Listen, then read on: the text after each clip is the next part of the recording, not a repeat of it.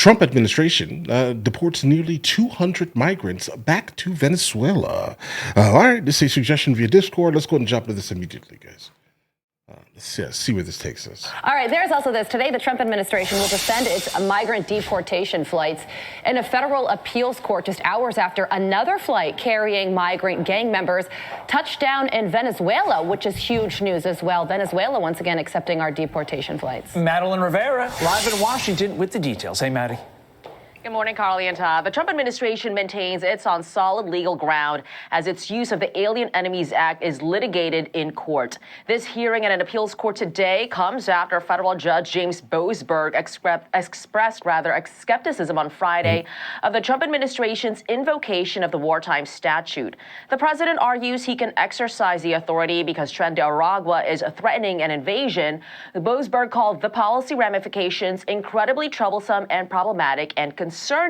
He's promising to investigate whether the administration defied his order to turn deportation flights to El Salvador back around. But Border Czar Tom Homan says the administration never defied the court's order. Listen here.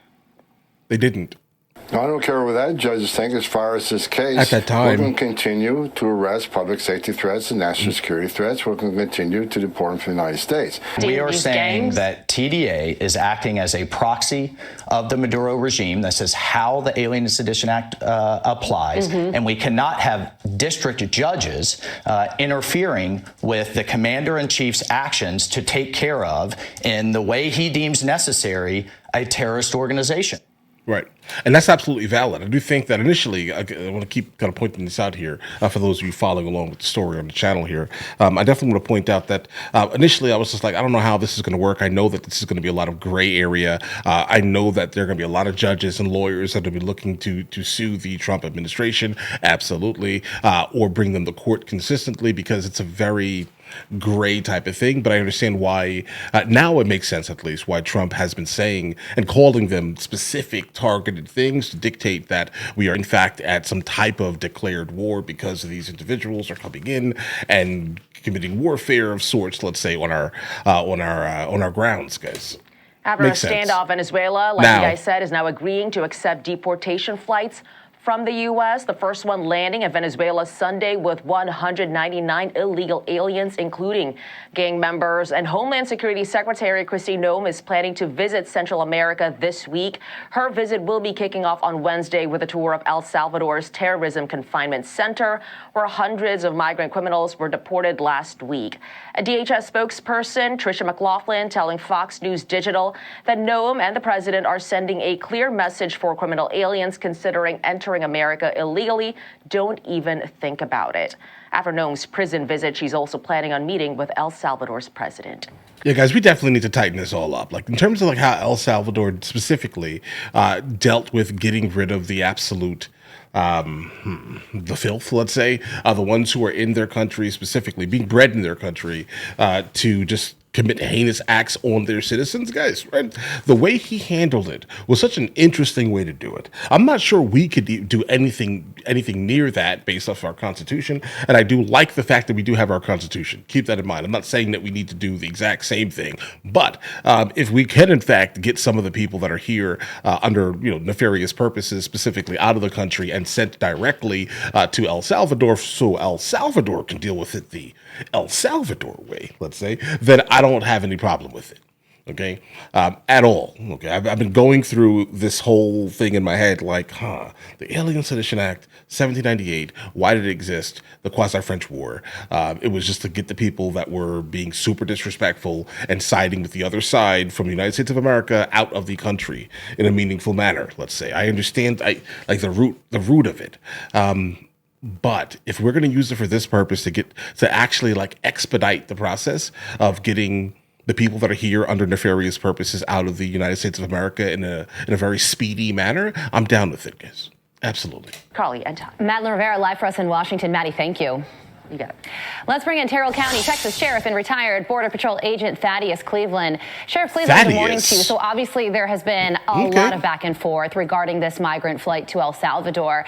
And the question from people who don't think it should happen is, how does the Trump administration know that everybody on board this flight is a gang member? Well, Tom Homan provided some clarity on that yesterday. Listen to this. Look, there's various methods. No, I've noticed in the media this week, a lot of them don't have criminal histories. Well, a lot of gang members don't have criminal histories. Just like a lot of terrorists in this world, they're not in any terrorist database, right? We only know the information what's in the databases based on, for instance, most terrorists we arrest that are identified by the U.S. government are later identified through a Title III investigation or through an undercover operation. They're not in any terrorist screening screening database. We know that. Right. Like generally, you're not going to know that they are like the big bad guy, let's say, until they actually do something.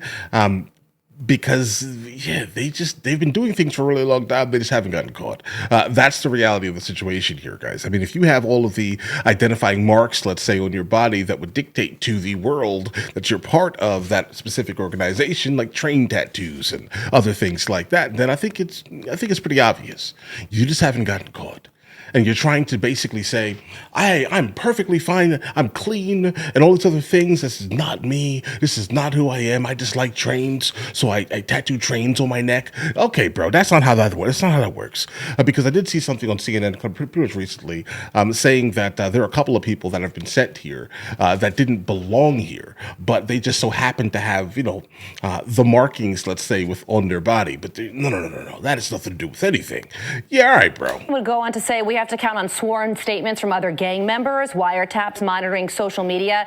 Anything involved in a criminal investigation comes into play. So a lot of people are focusing on the people on those flights saying we're not in a gang. But Tom Holman is saying, I trust my field agents who say, yes, they are. Hey, good morning, Carly. Great to be on with you. And I have said the same thing.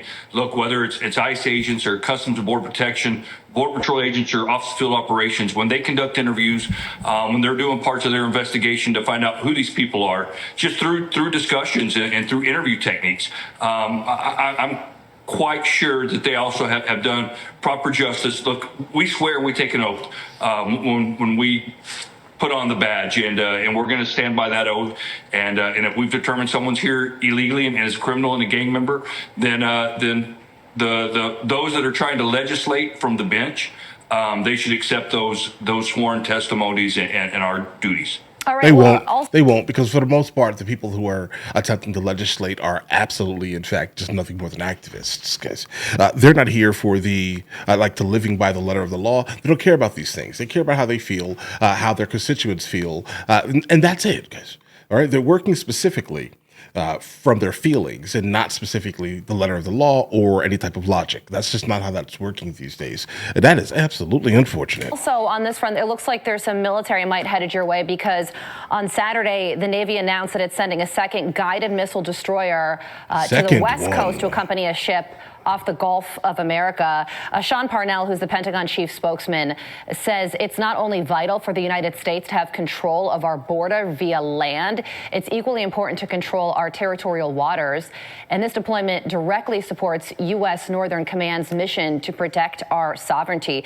This is being described as an unprecedented concentration of naval assets for our southern border operations. It is. And it seems like as criminal organizations are getting used to land border security measures, maritime routes are becoming more attractive for gang members. So this is aiming to end that really before it even begins.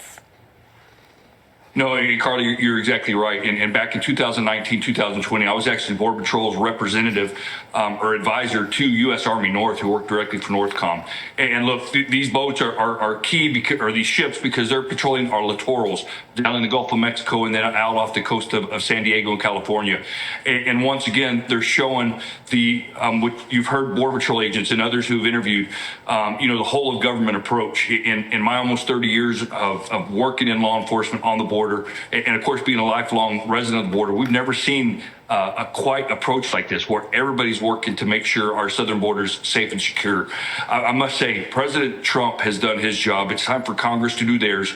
Pass those laws and legislation to give more funding to the border. And if we want to start looking, our apprehensions are so low. If we want to make some serious immigration law changes, we don't need them. Again, people will say the immigration system broke. It's not the immigration system, it's Washington, D.C. But now we can really put some focus and effort in some of that and make some true changes. Yeah, and this is why border crossings are down by over 90%, and the Trump administration hopes to keep 94.7 it that way. Sheriff Cleveland, thank you so much for joining us this morning. All right, guys. All right.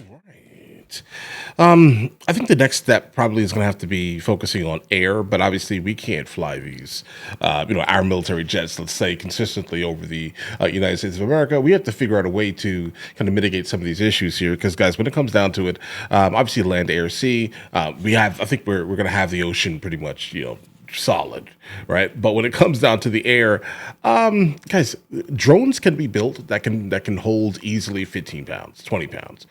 So imagine how much craziness can be lifted with that. Keep this in mind also, DJI specifically offers like multiple products that have the ability to be used on custom homemade drones, right? That'll give you almost instant access to the 10, 20 miles of range type of thing, guys. Specifically if you're going over some type of like cell phone based signal. It's not the hardest thing in the world. So if I know that, imagine what they know. Okay, so we need to figure out how we're going to focus on, let's say, drones. Let's coming over the southern border, at like 2,000 feet in the air. Because if my drones can fly that high, then guys, all right, you can't spot that from the ground. So. There are a couple of issues, all right? So we need to work on that also. That's all I'm going to go ahead and say on that instance here. But I'm definitely glad that we're still going forward with, getting as many people that have come here, committed secondary offenses, out of the United States of America as fast as humanly possible. And absolutely, Trump is right when he said that if we try to adjudicate every single instance of one of these individuals, they'll stay in the country for longer than they have to, while we're paying for basically the housing of the individual while they're here. So how about this? Okay, let's just get them out of here. All right. If you come here in an illicit manner, El Salvador has a nice, comfortable place for you, bro. All right. That's the reality. Let's leave it at that. Let's move on and work on the national security of our country. That's where we are. That's where I am, at least. Okay. But either way, you guys all have an absolutely amazing day. Enjoy your day thoroughly.